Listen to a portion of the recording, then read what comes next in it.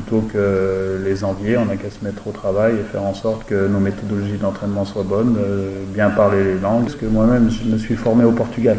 J'ai passé un master professionnel en périodisation tactique à Porto.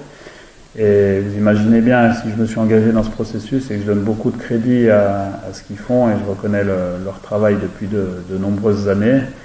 Et ensuite, sur l'organisation des techniciens, ils sont très très forts puisqu'ils ont un syndicat d'entraîneurs qui est très actif, qui leur permet justement d'être au fait de toutes les opportunités de marché qui s'ouvrent et du coup de se mettre rapidement en réseau, de monter des staffs assez rapidement. Donc ça, ils le font très bien, ils sont bien organisés.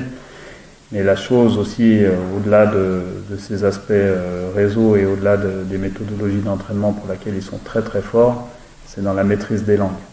Et ils ont une capacité à apprendre rapidement la langue parlée, ou en tout cas de parler plusieurs langues dans leur staff, qui ne leur ferment pas de porte et au final qui leur permettent d'avoir une communication assez rapide avec les joueurs et donc d'avoir un impact sur l'effectif. Donc ils cochent beaucoup de cases pour avoir des opportunités et nous, plutôt que les envier, on n'a qu'à se mettre au travail et faire en sorte que nos méthodologies d'entraînement soient bonnes, bien parler les langues et de donner les bonnes infos aux collègues quand on se fait renvoyer d'un club.